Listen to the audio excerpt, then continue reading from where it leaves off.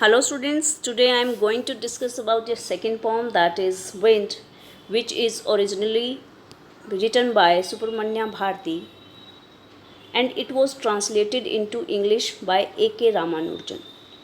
Students, originally this poem is very sweet and has a main idea that human life is full of difficulties and troubles, and the poet symbolized this difficulty and hardships of the life with strong wind, कि कैसे strong wind के through उसने बताया है कि अगर if the person is strong then he can face the difficulty of the life very bravely, but if the person is weak then maybe the troubles of his life can destroy him or her completely.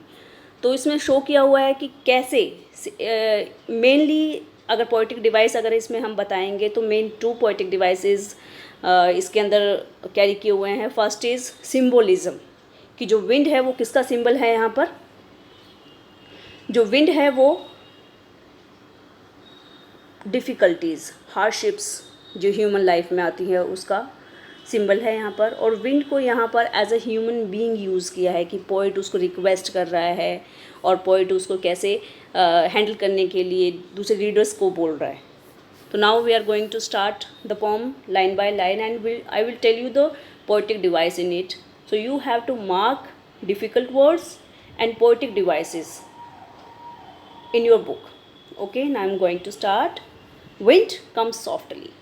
Don't break the shutters of the windows. Don't scatter the papers. Don't throw down the books on the shelf. There, look what you did. You threw them all down. यहाँ पर जो poet है वो request कर रहा है किससे? Wind से. यानी विंड से वो बातें कर रहा है कि कम सॉफ्टली, जेंटली आओ, स्ट्रॉन्गली मत आओ. Don't break the shutters of the window, window के शटर्स को ब्रेक मत करो. Don't scatter the papers, papers को स्प्रेड मत करो. Don't throw down the books on the shelf, जो शेल्फ बुक्स रखी हुई हैं उनको मत फेंको नीचे, होल्ड डाउन मत करो. There, look what you did. लेकिन जो विंड है वो नहीं मानती है और वो कहता है कि देखो तुमने क्या किया. कौन कह रहा है यहाँ पर? Poet is saying to wind, देखो तुमने क्या किया. You threw them all down, तुमने सभी बुक्स को नीचे गिरा दिया. You tore the pages of the books, तुमने सभी बुक्स के पेजेस को फाड़ दिया है. यू ब्रॉट रेन अगेन, और देखो तुम वापस रेन ले आई हो. You very clever at poking fun at weaklings. Weaklings होता है बेटा वीक पीपल, और पोकिंग होता है मेक फन ऑफ, मीन्स किसी का मजाक उड़ाना. तो वो विंड को कहते हैं कि तुम कितनी क्लेवर हो. तुम वीकलिंग्स का, जो वीक पर्सन हो उनको उनका मज़ा लेने में तुम्हें बहुत मज़ा आता है, मीन्स उसका मजाक उड़ाने में तुम्हें बहुत मज़ा आता है.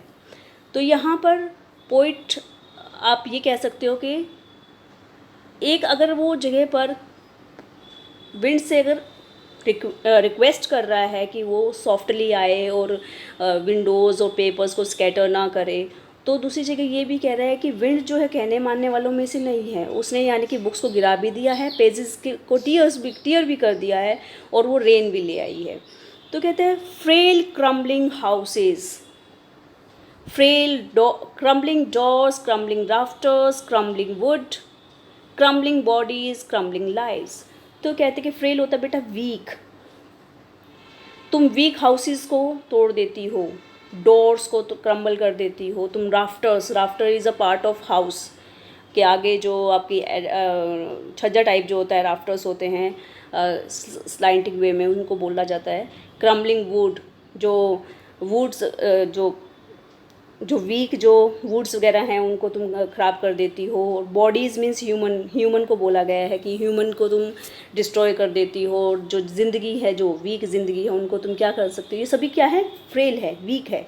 चाहे वो वीक हाउस है, डोर है, राफ्टर है, वुड है, बॉडीज़ और लाइव्स हैं. क्रम्बलिंग हार्ट्स मीन्स लोगों के हार्ट्स को भी तुम क्रम्बल कर देती हो. The wind god winnows and crushes them all. तो यहाँ पर जो विंड को गॉड बोला गया है, जैसे विनोइंग इज़ अ प्रोसेस, कि आपके दूसरे पेज पे होगा कि जिसमें आप जो ग्रेन है उसको शाफ्ट से अलग करते हैं.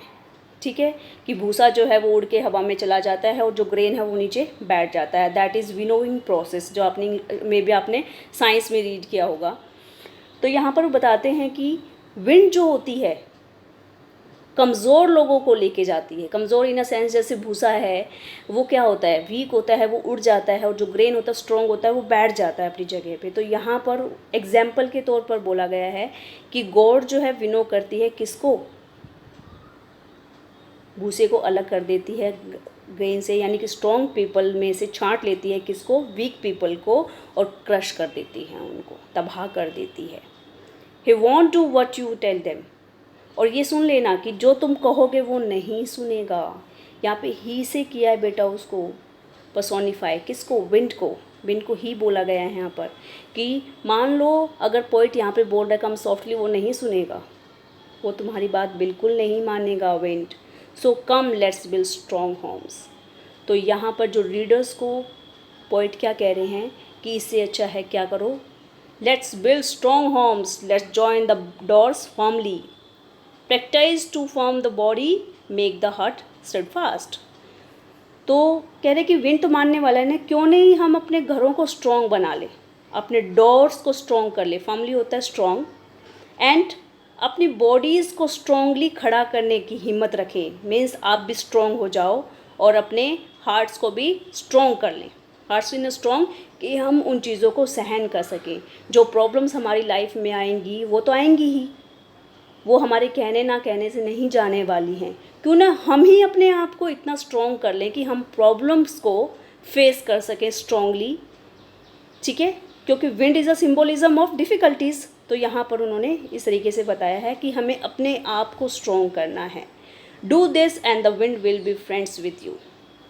तो पोइट क्या कह रहे हैं, अगर हम ऐसा करेंगे तो जो प्रॉब्लम्स हैं, जो विंड है, वो हमारी फ्रेंड्स बन जाएंगी, क्योंकि हमें उनसे कोई असर नहीं होगा, because we are able to face, ठीक है, the wind blow out weak fires. तो यहाँ पे एक बहुत ही सुंदर एग्जाम्पल दिया है उन्होंने। क्या कहा है, जो विंड होती है, जो वीक फायर होती है, उसको तो ब्लो आउट कर देती है, उसको तो बुझा देती है, और he make strong fires roar and flourish. लेकिन जो स्ट्रॉन्ग फायर्स होती है उनको और ज़्यादा फ्लॉरिश कर देती है, और ज़्यादा उनको बढ़ा देती है। His friendship is good, we praise him every day. तो इससे अच्छा इसकी फ्रेंडशिप कर लो इसके साथ, मीन्स डिफ़िकल्टीज़ को आने दो और फेस करो स्ट्रॉन्गली, और फिर हम एवरी डे उसकी प्रेज़ करेंगे। एवरी डे प्रेज़ मीन्स हमें उसके आने और ना आने से कोई फ़र्क नहीं पड़ेगा।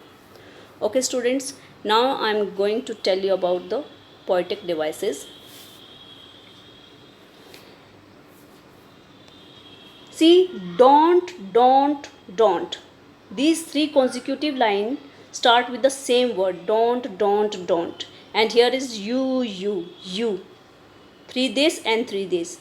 When two consecutive lines start with the same word, then there is anaphora. Okay, so here is anaphora and here is also anaphora. Next is symbolism, I said you, and the third is personification क्या होता है कि जहाँ पर आप non living thing को human characters दे देते हैं, लिविंग कैरेक्टर्स दे देते हैं।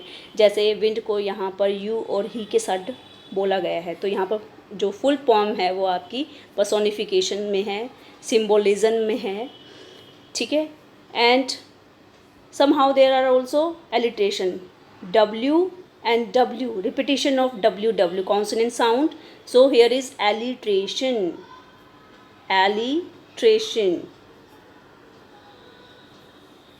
Okay, alliteration are also in many lines, like okay, you can find it, fire flourished, FF. Okay, you can find in many lines, so you can do it yourself. I hope you understand the poem. Have a nice day.